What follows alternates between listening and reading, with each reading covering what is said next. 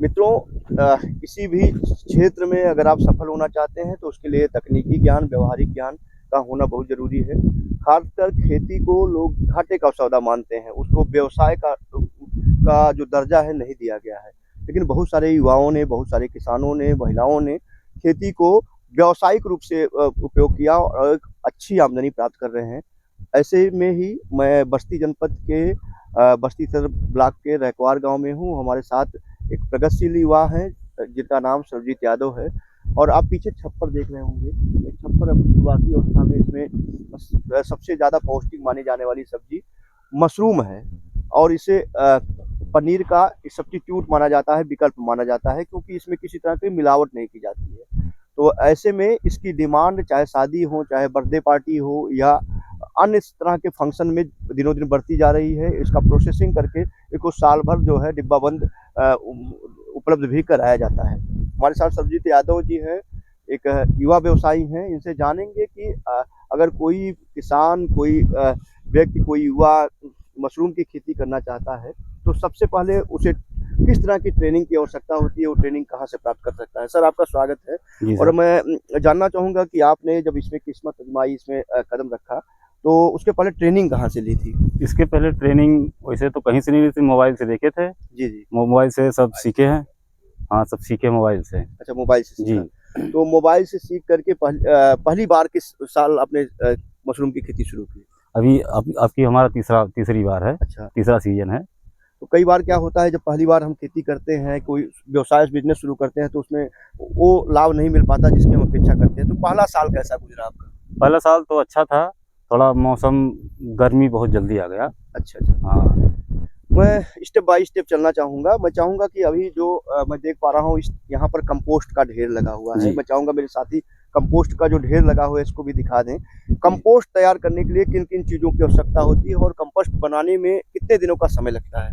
इसे sir compost बनाने में सबसे अच्छा होता है भूसा, जी। गेहूँ का भूसा। जी, और ये इसमें पड़ता है, यूरिया पड़ता है। जी, और इसमें वो पड़ता है यूरिया, अमोनिया सल्फेट पड़ता है जी, जी, और जिप्सम पड़ता है। जी। जिप्सम बाद में पड़ता है। हाँ, हाँ। और शुरुआती समय में चोकर पड़ता है इसमें, जी, जी। गेहूं का चोकर रहता है। हाँ, हाँ। यही सब इसमें डाला जाता है। अच्छा, तो ये जो कंपोस्ट बनाने की प्रक्रिया है, कितने दिनों में पूरी हो ये जाती है? ये सर पूरे 1 महीने की प्रक्रिया होती है। हाँ, तो कब ये शुरुआत कर देते हैं? मान लीजिए आपको फसल लेनी है, फसल से उत्पादन लेना है, तो किस महीने में इसकी शुरुआत कर दी जाती है? अब ये इसका मतलब ये जो हम चालू किए थे, इसका मतलब 2 महीना पहले मैंने चालू किया था। यानी सितंबर में हाँ, सितंबर में आपने शुरुआत कर दी हाँ थी। शुरुआत की थी।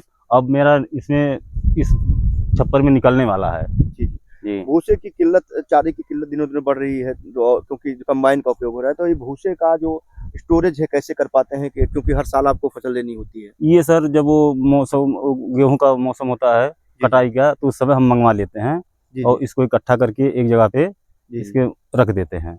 अच्छा, मैं पीछे छप्पर भी देख पा रहा हूँ, वो मैंने अंदर विज़िट भी किया, वो देखा वहाँ पर जो है स्पान जो है अब मशरूम का रूप लेना शुरू कर जी चुका है। सर।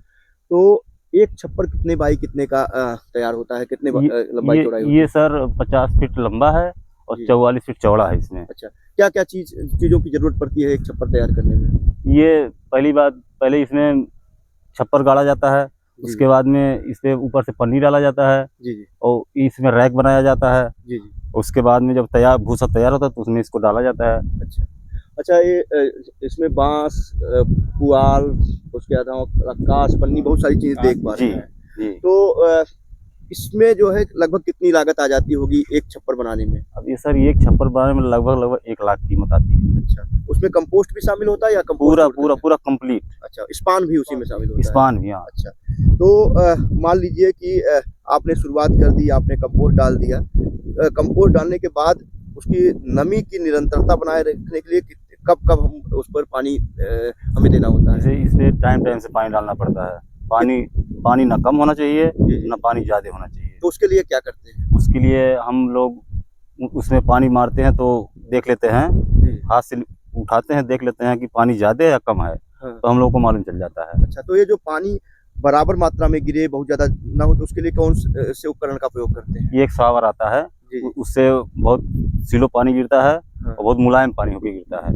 अच्छा, मान लीजिए आपने कंपोस्ट डाल दिया। अच्छा, आपने रैक की बात की, कितने स्टेप का रैक बनाया जाता है? ये चार चार स्टेप का रैक है। 4 स्टेप का रैक जी। आपने बना दिया, आपने कंपोस्ट डाल दिया। जी। कंपोस्ट डालने के बाद स्पान जब डालते हैं, तो जी। स्पान डालने के कितने दिनों बाद इसकी हार्वेस्टिंग यानी तुड़ाई शुरू हो जाती है? ये स्पान डालने के बाद लगभग 17 से 18 दिन, जी। 15 से 20 दिन हाँ। इसमें स्पान पूरा इसमें रन करने में लग जाता है, अच्छा। भूसे में। जी, जी। उसके बाद में फिर हम लोग केसिंग करते हैं। जी। उसके बाद उसके बाद फिर पानी मारते हैं, तभी स्पान जो है धीरे-धीरे वो मशरूम का रूप लेता है। स्पान डालने के कितने दिनों बाद फसल की तुड़ाई शुरू हो जाती है? लगभग 30 से 35 दिन। एक बार आपने स्पान डाल दिया, जी। तो एक छप्पर से दोबारा भी स्पान डाला जाता है कि वही स्पान पूरे एक ही बार में पूरा डाल दिया जाता है स्पान, हाँ। और उसी में से जब तक इसका वो रहता है, सीजन रहता है, तब तक ये निकलता रहता है। सीजन कब तक चलता है? अब ये जब तक ठंडी रहेगा सर तब तक चलेगा। वो कौन सा महीना है जिसमें मशरूम का जो रेट है सबसे अच्छा मिलता है? ये इस समय जो महीना चल रहा है जी। प्रेजेंट में, हाँ। इसी में सबसे अच्छा रेट मिल जाता है। और अगर हम फरवरी मार्च की बात करें? फरवरी मार्च में थोड़ा रेट कम रहता है, लेकिन फिर भी ठीक रहता है। हाँ। हाँ। अच्छा, मशरूम की तुड़ाई के बाद पर क्या-क्या चीज़ें ध्यान देनी होती है? कैसे आप सुनिश्चित करते हैं कि बाज़ार में इसका रेट अच्छा मिले? जैसे सर ये इसकी जब मांग रहेगी ज़्यादा हुँ। तो इसका रेट अच्छा रहेगा, जी, जी। और जब मांग कम हो जाती है तो रेट कम हो जाता है। तुड़ाई करने के बाद क्या-क्या करते हैं आप? उसको तुड़ाई करने के बाद उसको लाके उसको काट पीट के उसको साफ किया जाता है, जी, जी। और उसको धोया जाता है, फिर जी। पैक किया जाता है पन्नी में। जी, जी। उसके बाद व्यापारी लोग आते हैं लेकर जाते हैं। अच्छा, मार्केटिंग के लिए आपको कहीं भटकना नहीं कहीं पड़ता? नहीं जाना पड़ता है। तो अगर कोई व्यापारी, कोई किसान भाई या किसी के यहाँ फंक्शन है, वो आपसे सीधे मशरूम को क्रय करना चाहता है, तो कैसे किस मोबाइल नंबर पर आपसे संपर्क करे? ये मेरा मोबाइल नंबर है 80 81 55 45 40। एक बार और आप रिपीट कर दें। 80 81 55 45 40।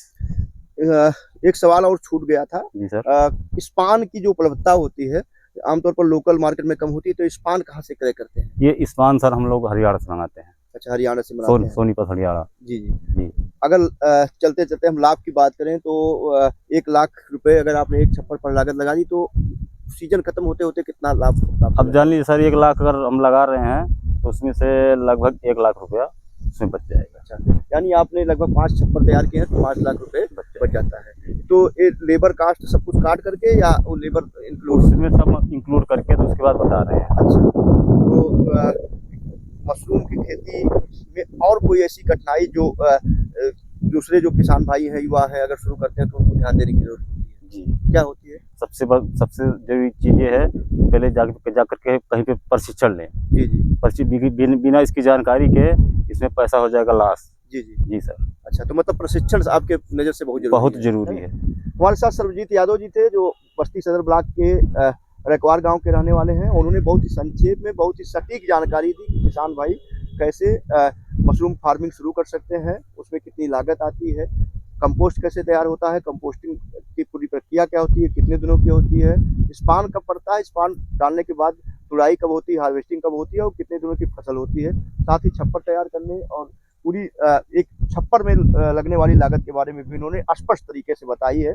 लाभ के बारे में भी स्पष्ट तरीके से बताया। उसमें जो सबसे महत्वपूर्ण बताया कि किसी भी बिज़नेस को शुरू करने के पहले, किसी भी खेती या कोई भी बिज़नेस को शुरू करने के लिए ट्रेनिंग बहुत ज़रूरी है। तो इनके हिसाब से ट्रेनिंग लेकर के ही इस क्षेत्र में आएँ, नहीं तो लॉस यानी नुकसान उठाना पड़ सकता है। बाकी 50-50 का इसमें लाभ और लागत का रेशियो होता है। आप भी चाहते हैं कि खेती करें, तो अपने नज़दीकी कृषि विज्ञान केंद्र, अपने हॉर्टिकल्चर डिपार्टमेंट या क्षेत्रीय केंद्रों जहाँ पर मशरूम की ट्रेनिंग दी जाती है, उद्यानिक प्रयोग एवं प्रशिक्षण केंद्र मलिहाबाद, लखनऊ, बस्ती के उद्यानिक प्रयोग एवं प्रशिक्षण केंद्र इलाहाबाद और सहारनपुर जिलों के जो वहाँ पर जॉइंट डायरेक्टर हॉर्टिकल्चर का कार्यालय है, वहाँ से संपर्क करके आप ट्रेनिंग ले सकते हैं। बहुत ही मामूली शुल्क पर 2 दिनों की ट्रेनिंग 3 दिनों की ट्रेनिंग ₹50 की शुल्क पर दी जाती है और वहाँ पर रहने की सुविधा भी निःशुल्क होती है। सिर्फ़ अपने खाने की व्यवस्था आप लोगों को करना होता है। तो आप भी चाहते हैं कि इस तरह के बिज़नेस में आएँ, तो आप अपने नज़दीकी जिला उद्यान अधिकारी से संपर्क करें। वो आपको नॉमिनेट करके इन ट्रेनिंग सेंटरों पर भेजते हैं, आपको स्किल्ड बनाते हैं। उसके बाद अगर आप स्किल्ड हो जाते हैं, तो इस तरह के बिज़नेस में आ सकते हैं। आपको अगर मशरूम क्रय करना है, तो आपने जो नंबर बताया, उस नंबर पर सीधे संपर्क करके आप मशरूम क्रय कर सकते हैं।